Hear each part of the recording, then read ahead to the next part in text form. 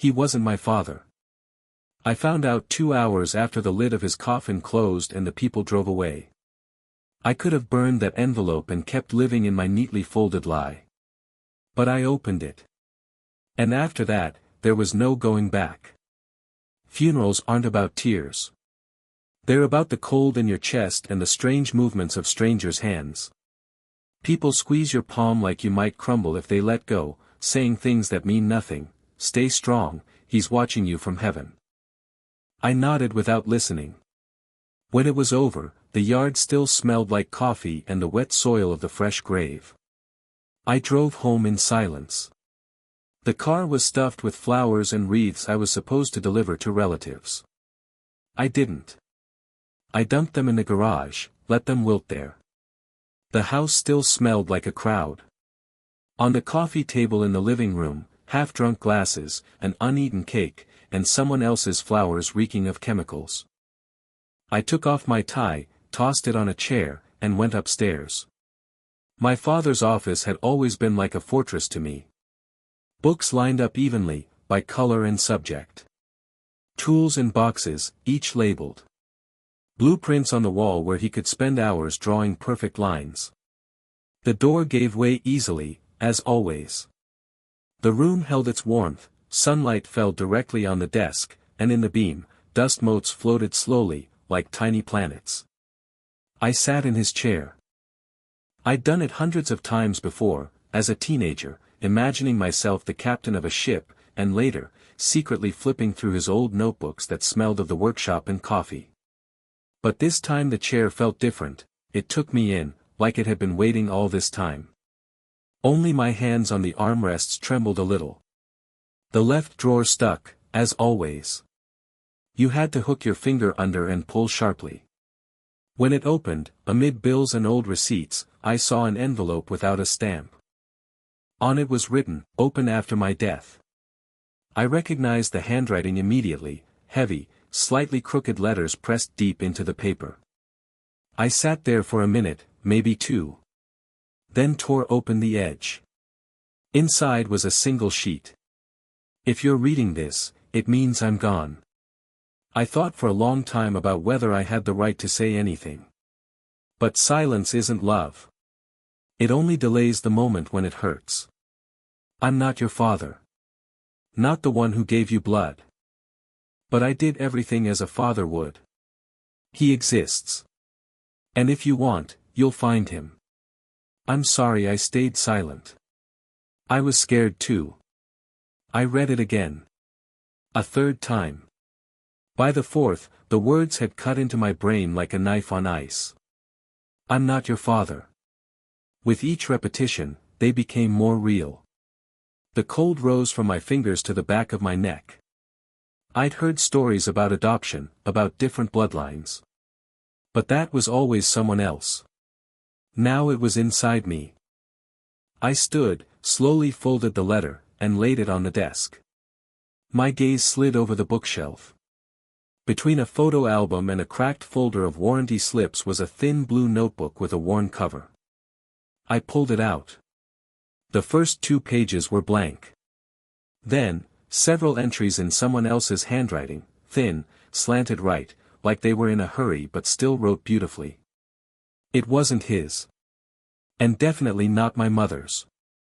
I closed the notebook, put it back. And then thought about another one, my mother's diary. It was somewhere in a box with her things, untouched for years. Evening slowly crept into the house. I sat in a chair, remembering moments with him, how he taught me to hold a hammer, how he sat silently beside me by the river, how we fixed the car together. There was no blood in that. There was presence. And still, in my head now, stranger. I pulled out the old box of my mother's things. It smelled of dust and mint, she always put dried leaves in closets, to keep time away. I went through the items until, at the bottom, I found a brown diary with an elastic strap. My mother's. I opened it. The first entries were about small things, how the soup burned, how the jasmine bloomed. And then, something else. He's good. He cares. He never yells. But I'm lonely in all this goodness. Like warm water that can't become tea because there's no leaf. A few more pages, and then he appeared. Met him at the market today. He laughed with his eyes. I talked about tomatoes, and he asked how I was. As if he already knew the answer. And again. I thought about packing a suitcase. But the child was sleeping, and his eyelid twitched. If he woke up, I would never leave. And finally. Today he said he had a son. Almost your age. I saw him from afar. It scared me. What if they meet? It hit me to the bone. He had a son. If he was my biological father, then somewhere I had a brother. A stranger. Maybe he'd already seen me. I closed the diary. Put it beside the letter. And knew, I was going to find him. Even if it tore apart everything holding our family together. The next morning, I woke to sunlight in my face through open curtains. My head was heavy, my eyes burned like I'd stared at a screen all night. And maybe that wasn't far from the truth. I'd lain awake, staring at the ceiling, trying to piece together the puzzle from the scraps of the letter and my mother's diary. I made coffee, but it was tasteless. My phone lay nearby, and it felt like it was watching me. Like it was saying, come on, take the first step. I opened my laptop. Google, social media, old online directories, anything I could use. My mother's diary didn't have his name, but there were small clues. He worked at the docks. Drove a red truck. Lived in a city an hour away. Not much, but sometimes 3 details are enough to find someone. I started with the phone book. Then sifted through several websites storing archives of local newspapers. In a 10-year-old piece about pier repairs, there was a photo, a man in work overalls, red truck in the background. Caption, Den Grayson, Senior Dock Foreman. The name meant nothing. But the look, yes. There was something about him that reminded me of my own reflection. Not direct, not obvious. More in the details, the shape of the brows, the line of the jaw. I called several of my mother's acquaintances. Most spoke briefly, like my questions were too personal. One woman, Mary, hesitated when she heard my question. I think you're looking for Den, she finally said. He was, close to your mom. Close? I asked. Let's just say, not all friendships have names. She didn't give me a last name, but it was enough. I searched Facebook for Den Grayson. The profile was partially public. The photos, a man in his 60s, gray hair, hands calloused but strong. Another photo, him standing next to a guy about my age. That guy looked so much like me it made something inside tighten. I stared at the photo longer than I should have. His eyes, my eyes, only darker. Same face shape, but with a different expression, harder, tenser. I knew it was him. Den's son. My brother. Stranger, and yet blood. I scrolled through his profile. He worked at a bar in the same city Den lived. Photos with friends, a girlfriend, a motorcycle. On one, he stood with a backward baseball cap, looking into the camera like he was ready to argue with the world. A voice in my head, start with him. Not Denver. It made sense. Going straight to my biological father would be too much. But the brother, maybe. Though honestly, I didn't believe in maybe. I decided I'd go tomorrow. That evening, I flipped through my mother's diary again. And every time he appeared there, I saw Den's face. He laughed with his eyes. He held my wrist. He said he had a son. The lines were connecting. And it was terrifying. At night, I imagined walking into that bar. Him looking up. And in his eyes, I didn't know. Anger? Curiosity?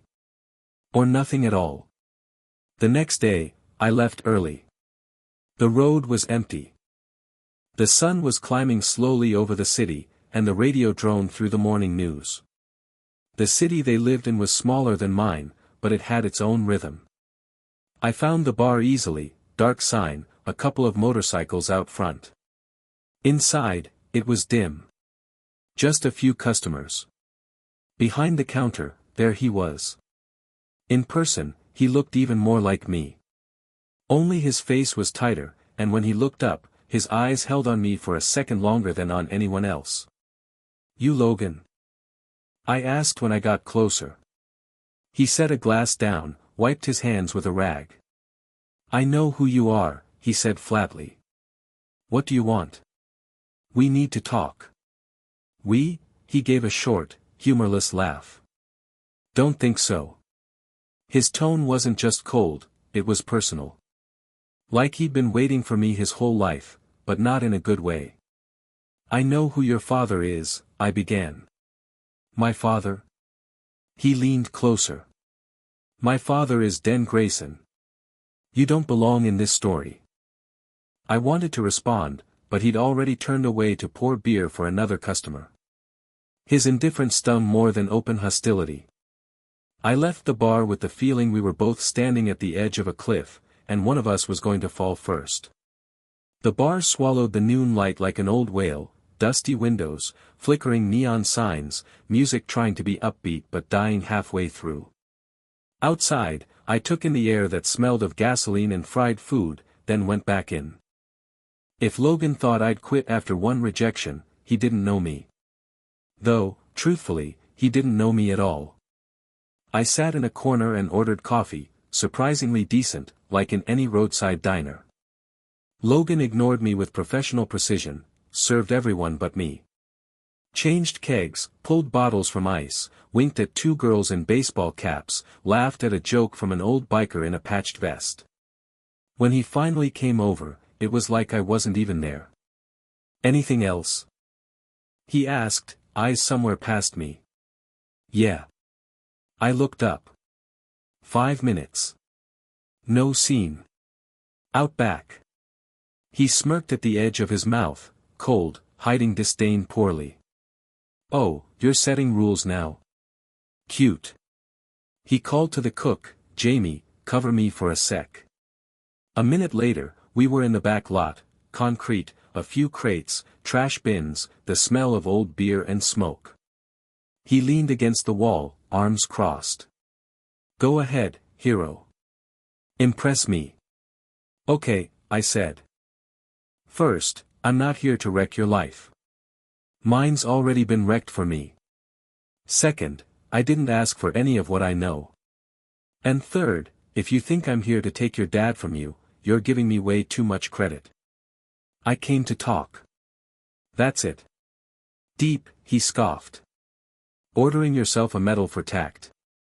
Listen, man, I grew up next to a lie. I saw my old man go quiet every month when certain letters came. I saw my mom stare at walls for hours. You know what neighbors said? Your dad's got another son somewhere. Somewhere. Out there. That was you. Congrats. Now you're here." "I didn't write those letters," I said. "No," he raised a brow.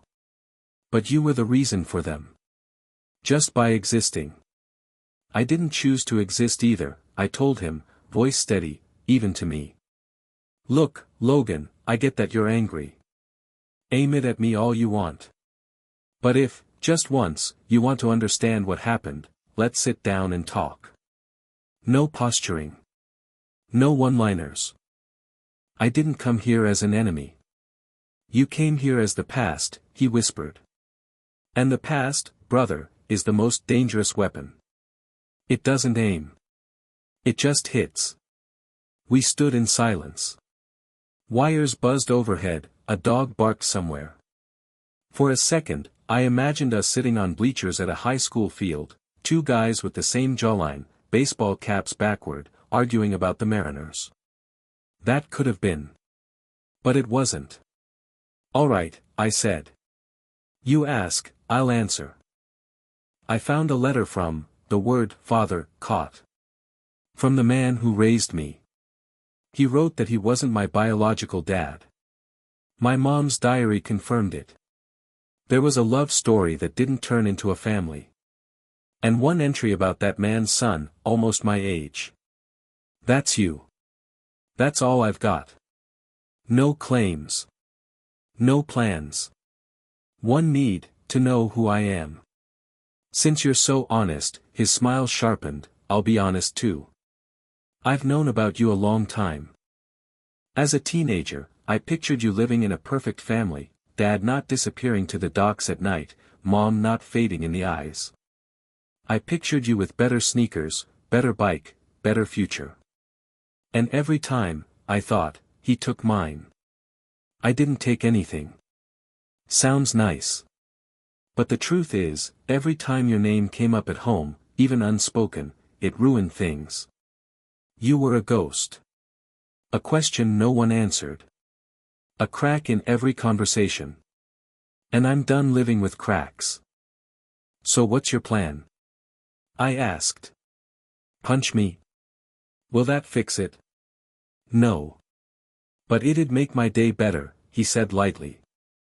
Then, looking straight at me, added, I won't hit you first. Don't give me a reason. I won't, I said. Have you ever actually talked to Den about this? Logan looked away, swallowed. Talked? Where you start, normal ends. We went back inside. I sat, ordered water. My hands trembled just a little. 5 minutes later, Logan came over himself. Here's the deal, he said quietly. He's home today. The old man. Denver. If you're gonna go, go. But don't go there with expectations. Don't ask questions like he owes you answers. He doesn't owe you a thing. Especially you. Okay, I nodded. Thanks for at least the address. He wrote it on a napkin. Neat. Strong, decisive handwriting, not like mine, closer to type. And one more thing, he added. Don't tell Mom. Let's just say, she already paid for this with her life. Inside. I've had enough. I'm not here to break things, I said, tucking the napkin into my wallet. He doesn't have to accept me. But he has the right to know that I know. And that I'm not guilty. In our town, everyone's guilty, Logan said, and walked away. The road to Den's place ran past the port, then along the bay. The air smelled of salt and oil. The red truck sat in front, old but cared for, hood polished. On the porch, wooden chairs and a thermos. Work gloves nearby. The door opened almost immediately. He stood there, faded shirt untucked, gray hair, tan skin. Gray eyes. Calm. The same ones from the photo. The same ones, I knew, that once looked at my mom in a crowd. Can I? I asked. He nodded, stepped aside. The kitchen was simple, wooden table, coffee maker, fridge covered in gas station magnets. On one wall, a photo of a fishing boat against a pink sky. And another, a boy in a baseball cap, maybe 10. Logan. Coffee? He asked. Yeah. Thanks. We sat on the porch, each with a paper cup. He stayed silent. So did I. It felt like any word would be a match near dry grass. You look like her, he said finally. In the eyes. In the way you tilt your head when you listen. I found a letter, I said. And my mom's diary. He listened without interrupting. Nodded now and then. His hands were broad, sinewy, scarred, the gloves on the porch weren't for show. She wasn't happy, he said when I finished. Not with me, because we weren't together. Not with him, because she didn't stop her heart when it wanted to. She did the right thing for you. But right doesn't mean easy. Why didn't you? I hesitated. Fight for her. He almost smiled. You think I didn't fight? He rolled the cup in his fingers. I fought by staying silent. I waited where she could find me if she wanted. I didn't want to break your life. Sometimes love is stepping back. I didn't like it. But I chose it. And the letters? He shrugged. I didn't write often. Just so he'd know, he swallowed. That I saw you growing up. So he wouldn't be afraid. So neither of you would be afraid. Stupid plan, huh? I don't know, I said. I just know I'm here. And I've got a lot of questions I have no right to demand answers for. He looked at me for a long time. Ask. I'll answer what I can. Where I can't, I'll say so. I breathed in. Started simple. When did you meet? At the market. He smiled like he could see it. She picked tomatoes like jewels. I worked at the docks nearby, stopped for coffee. Said something stupid about the weather, she replied with something even dumber. From then on, I timed my coffee runs to hers. Did you love each other? Yes. His gaze never wavered. A long time. In our own way, faithfully. Why did she stay? Because she had to. For you. Sometimes being good is its own kind of violence. She chose you, he said without bitterness. I couldn't offer her a life without shadows. He could. And even if he wasn't your father in blood, he was in everything else. I respect that. My eyes dropped. The coffee had gone cold. And Logan? I asked quietly. He hurts, Den said simply. Everyone hurts in their own way. He found out too early and in the wrong way. Boys like to decide things before they can check them. He hates me. He hates seeing himself in you. Den's voice softened. Resemblance is a bad thing when a heart's been underfed. We sat in silence a long while. Then Den got up, went inside, and came back with a worn photo album, setting it on my knees. I wasn't going to do this today, he said, but since you're here, he flipped to the middle. Here. This is her. This is me. This is your almost was. And this, our was, with Logan. I don't hide anything. I looked at my mother's young eyes. They were laughing. Beside her, Den. On another page, Logan with a scraped knee, Den holding a fish, the sea, a little cake with 2 candles. It made me warm and hurt all at once. Can I touched the edge of the plastic. Photograph a few? For myself. You can, he nodded. I snapped a few shots on my phone. Then looked up. What now? I asked. Now you go home, Den said. Sleep on this. A day, 2, 10. Then come back, if you want. I won't run. I won't push. And Logan? Different story. He won't meet you halfway. Not now. Maybe never. Or maybe the day something in him breaks and he realizes you're not his enemy. You're just, a fact. A fact, I repeated.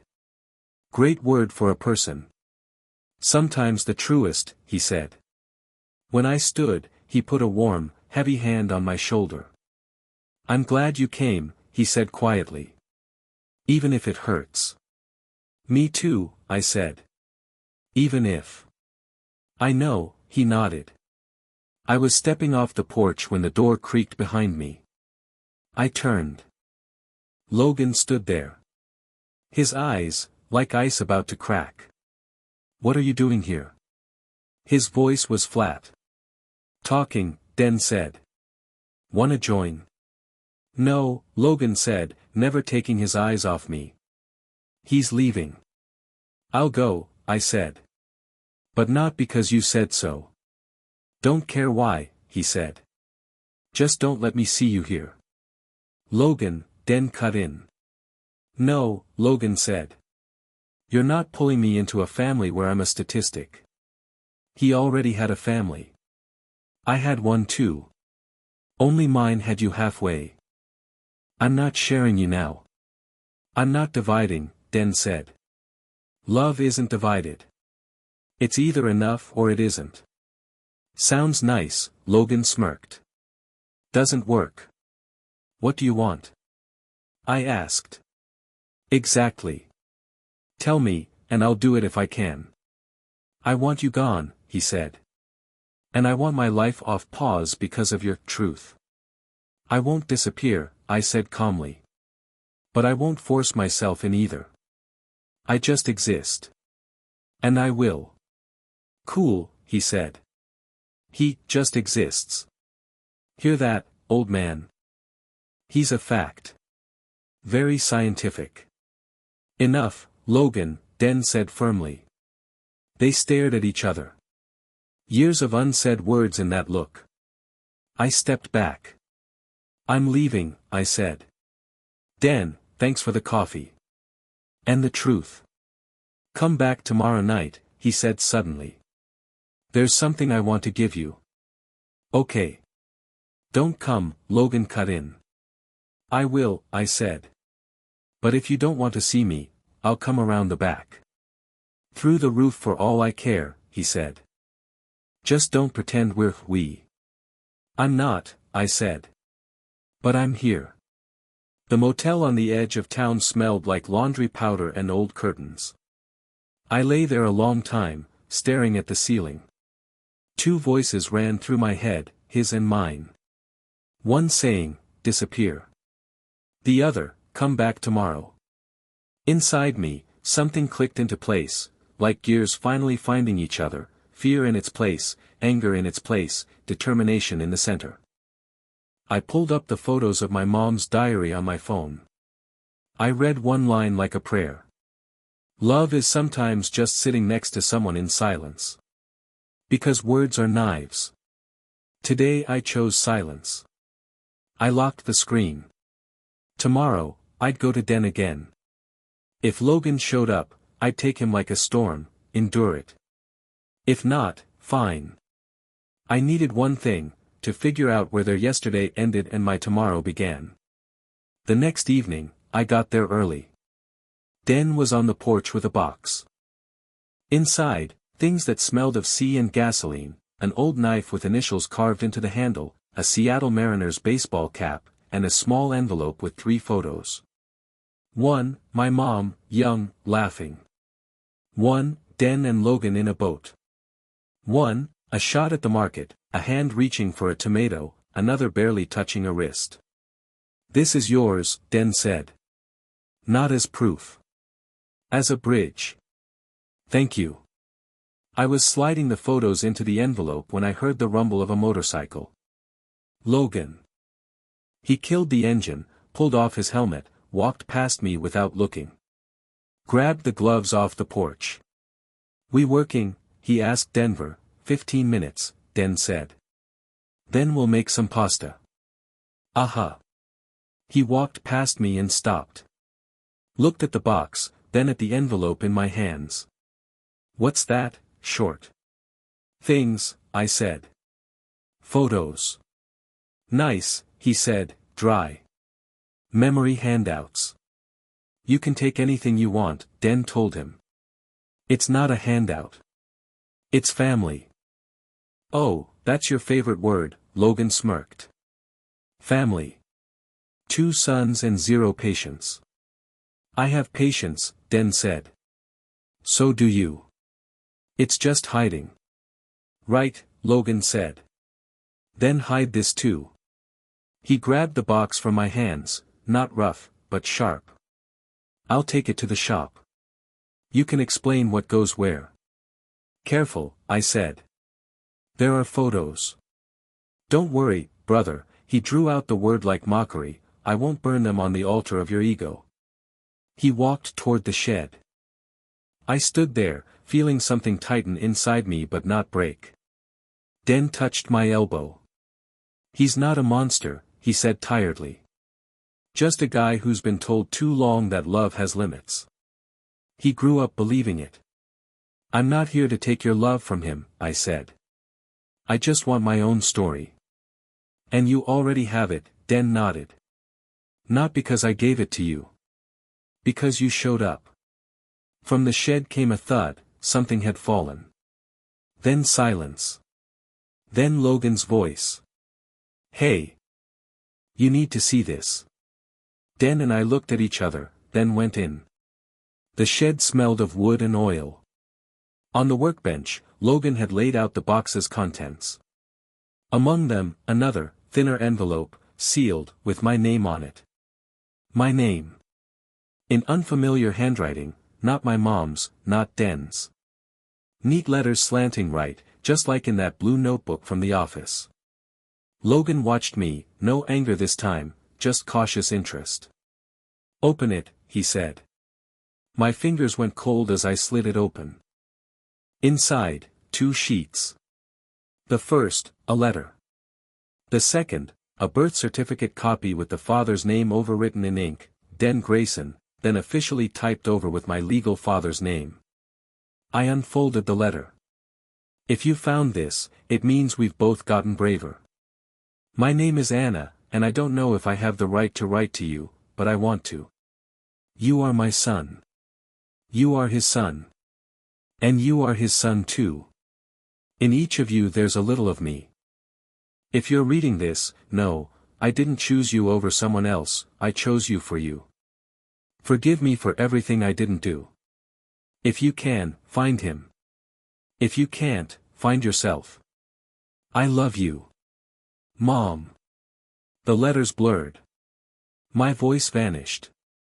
All I could hear was my heartbeat. I felt Logan standing beside me, not close, but not far. Den leaned on the bench, eyes closed, breathing deep. She knew, he murmured.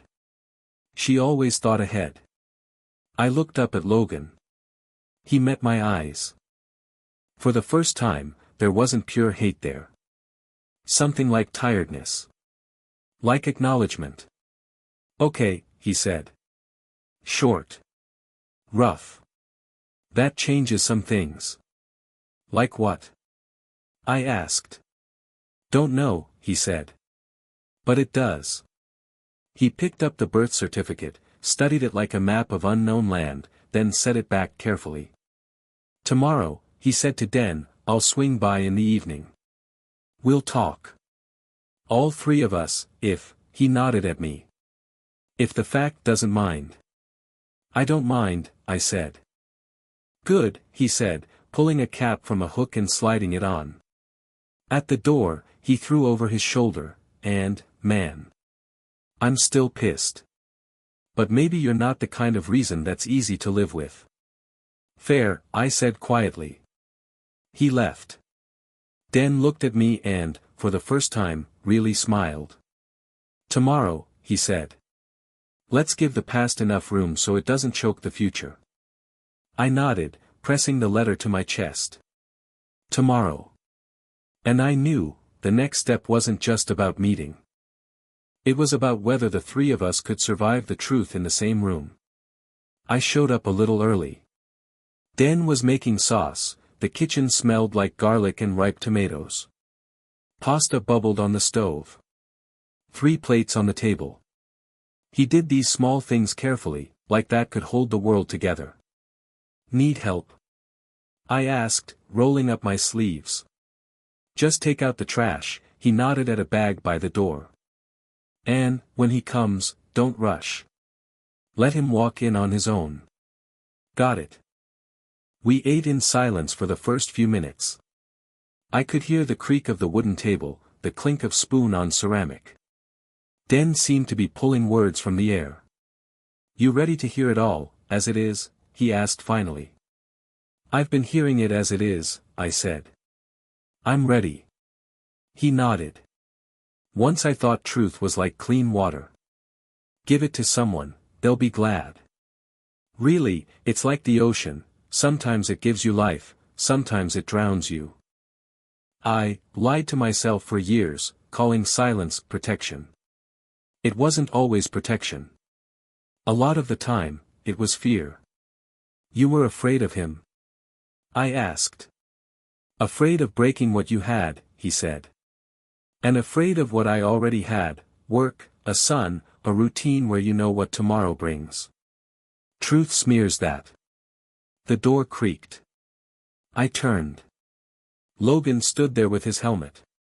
His eyes slid over the plates, then to me, then to Denver. Smells good, he muttered. I'm starving, but don't think this is some family dinner. Let's call it a 90-minute truce, Den said. Sit. Logan tossed the helmet on a chair, sat. Grabbed his fork like it was a tool, not silverware. We ate, the silence stretching, until Logan broke it. So. Who's starting this therapy session, you, old man? Or the fact? Me, Den said quietly. Because I'm the oldest, and I kept silent the longest. He told it simply, without dressing it up. About my mom. The market. How they, accidentally, met again and again. How he first saw me, tiny fists clutching the air, and felt his heart misstep. I couldn't break her choice, he said. I tried. Once, twice. Then I realized, if I forced it, that's not love, it's pressure. Right, Logan said dryly. But you managed to break everything else, our weekends, our home, mom's patience. These right pauses, they break things as bad as yelling. I know, Den said softly. I know. Doubt it, Logan said. Den's hands pressed the table, then pulled back. Remember that August day, he asked. You were 14. We stood on the pier. I yelled at you for running away. You said, you yell at me because you're afraid of him. That other guy. And you're afraid I'm him, not you. Logan froze. Pushed his plate back. Yeah, he said. And you know why? I overheard it. From the kitchen. You told Mom, I'm afraid he'll grow up and not be mine. Who was he, old man? Me? Or him?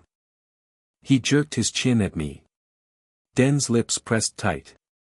He looked at me, then at Logan.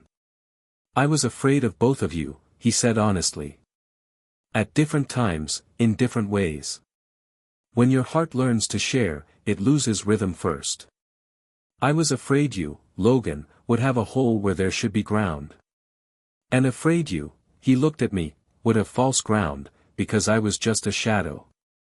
Logan smirked without humor. Hole, huh? Well, here it is. Hello from childhood. I told your mom I'd stop writing then, Den went on. But I didn't. Less often, but I still did. I wanted him, he nodded at me, to know I existed. Not as a ghost.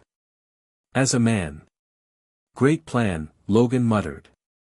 And telling me wasn't part of it? I wanted to, Den said.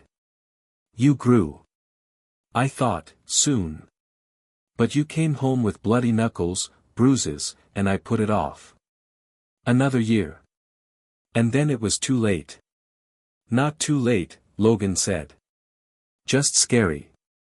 Call it what it is. It was scary, Den agreed. For me. The silence was spreading again. I set my fork down, wiped my hands. Can I say something? I asked. Logan gave a short nod. I didn't come here to get a dad, I said. I had one. Different kind, but I had one. I came to figure out who I am, so I'd stop lying to myself. You're my brother. Probably. Do I want that? I don't know. I just want us to stop pretending the other doesn't exist. Because that pretend gave you a hole, and me a fog. I want out of the fog. And I don't want my face to make your hole bigger. Logan stared straight at me. Nice words, he said. But life's not therapy. It hits where you're thin. And today, thin is here. He tapped his chest. When I was a kid, Mom told me one thing that floored me. Want it? You'll get the truth, since you're here with your fog. Go ahead. She said, love is sometimes silence. And went to the kitchen. I thought, okay, we're silent, so we love. I stayed silent every time I wanted to cry, yell, ask about you, about her, about the old man. I stayed silent so long that now, when I open my mouth, it's just yelling. No one moved. Den wiped his eyes with the back of his hand. The scars on his fingers caught the light. She said that the day she saw him at the market, he said quietly. I know, because later she told me, I'd choose him if not for the silence. And I taught her that silence. By example. Great, Logan sighed.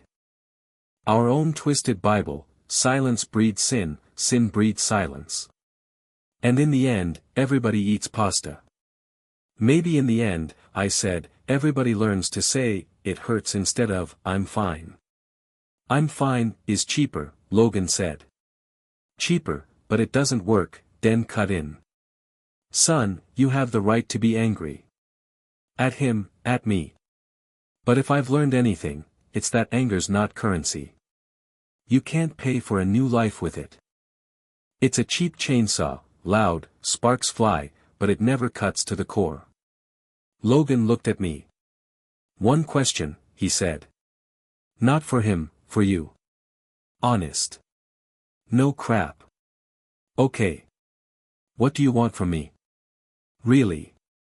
Not less pain, not better. What? I leaned on my elbows. A beer, I said. He blinked. Once a week. At your bar.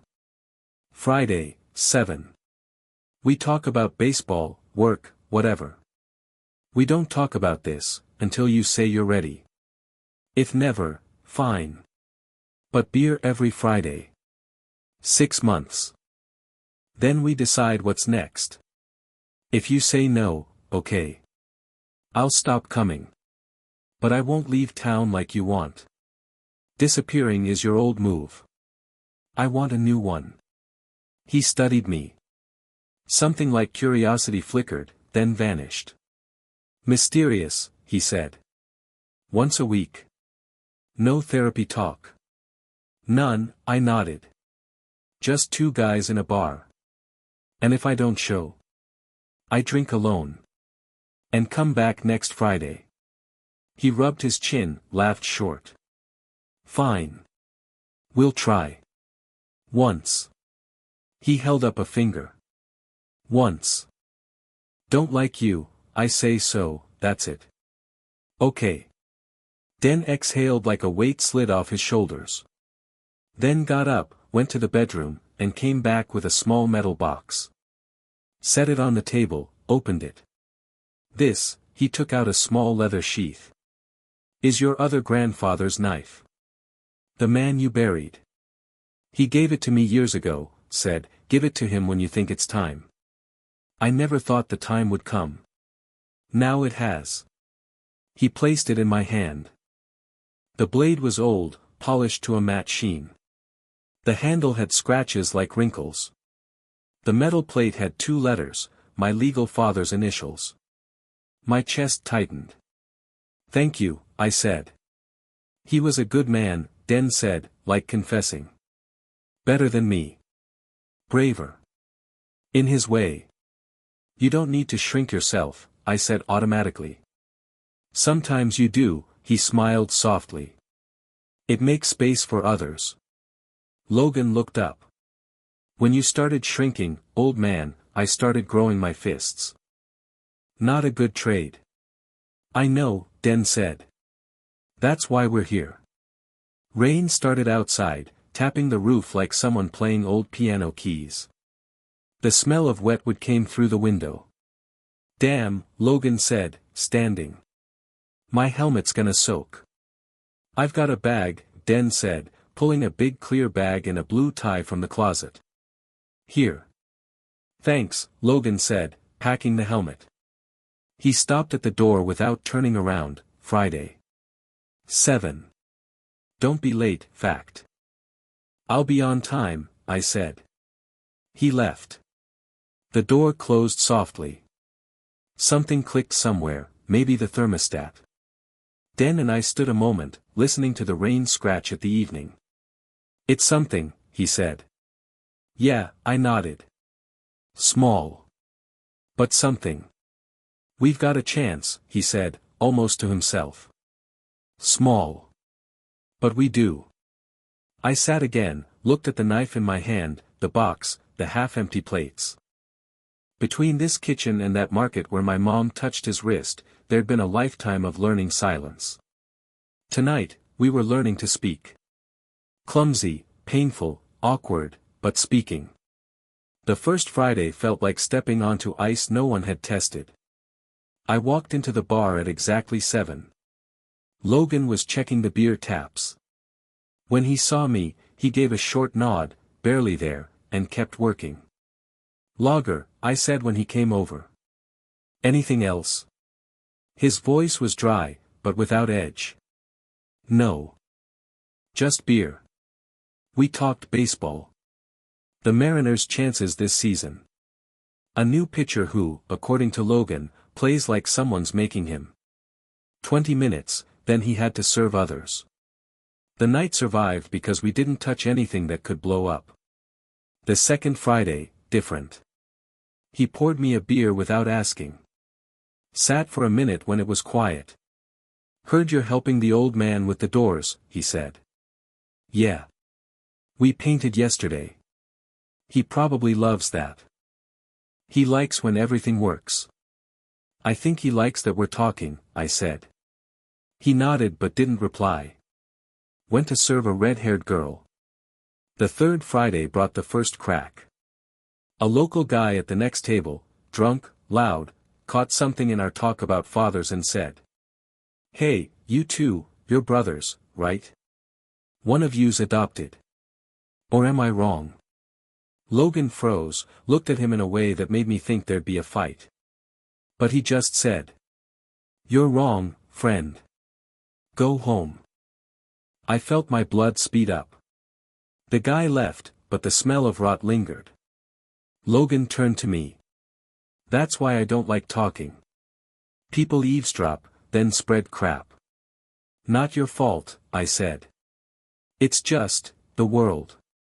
Well, the world's crap, he said, and went back. I sat again, looked at the knife in my hand, the box, the half-empty plates. Between this kitchen and that market where my mom touched his wrist, there'd been a lifetime of learning silence.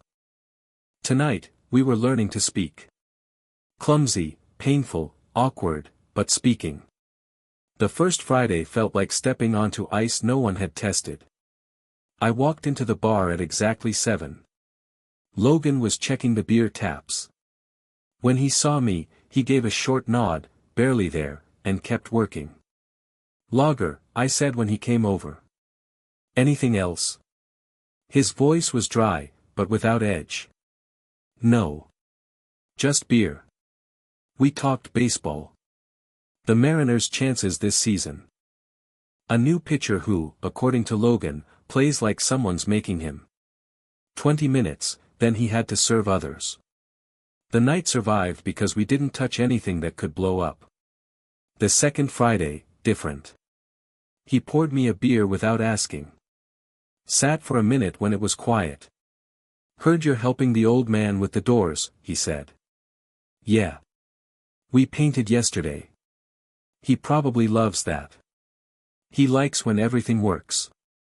I think he likes that we're talking, I said. He nodded but didn't reply. Went to serve a red-haired girl. The third Friday brought the first crack. A local guy at the next table, drunk, loud, caught something in our talk about fathers and said.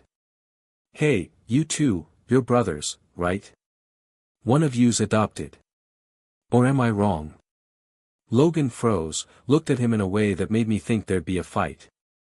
But he just said. You're wrong, friend. Go home. I felt my blood speed up. The guy left, but the smell of rot lingered. Logan turned to me. That's why I don't like talking. People eavesdrop, then spread crap. Not your fault, I said. It's just, the world. Well, the world's crap, he said, and went back. The fourth Friday came with rain so hard it blurred the streetlights. I walked into the bar soaked from the knees down. Logan was behind the counter, hair damp, shirt sleeves rolled. He didn't look surprised to see me, didn't even smirk, just poured me a beer and slid it over. We didn't talk much that night.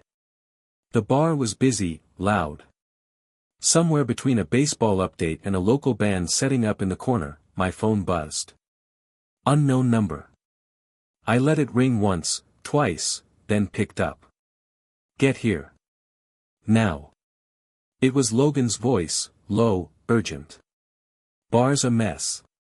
What happened? Just get here, he snapped, and hung up.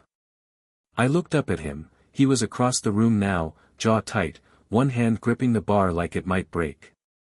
I pushed through the crowd. Near the back, two guys were squared off, one of them, big and slouched, with a smirk I'd seen too many times in different faces, was shouting something about women who couldn't keep their legs closed, and kids who didn't belong. It was about my mother. Logan was already moving toward him when Den came in through the side door, rain dripping from his jacket. I'd called him without thinking, just a quick, sharp text, come now. The moment the man saw Den, his smirk faltered. Den didn't yell. He didn't shove. He just stepped forward until the space between them was a single breath, and said in a voice low enough that I had to lean in to catch it. You say another word about her, and you'll be scraping your teeth off the floor for a week. The man laughed, once. But it didn't stick. Den's eyes stayed locked, steady. That kind of calm breaks men faster than fists. Get out, Den said. The guy hesitated, looked around for someone to back him up, found no one, and left. The three of us stood there in the half-silence that follows a storm inside four walls. I could feel the eyes of the customers on us. Logan grabbed a rag and wiped down the nearest table with more force than necessary. He's not coming back, he muttered. He better not, I said. Den's gaze moved between us. You see how this works? What, scaring people? Logan said. No, Den replied. Standing together. Even if you don't like it. That's how you make them think twice before trying again. Logan tossed the rag into the sink. Don't get used to it. I'm not asking you to, Den said. But I am asking you to remember tonight. Next time it happens, we don't freeze. We don't split. We act. Clear. Logan looked at me. Clear. Clear, I said. It wasn't a handshake. It wasn't forgiveness. But when we stepped outside later, me locking the bar door, Logan kicking at a loose bit of asphalt, Den lighting a cigarette, we stood there in the rain without turning away from each other. Not a family. Not yet. But not enemies, either. Just three men with the same storm on their shoulders, learning how to walk through it without letting go.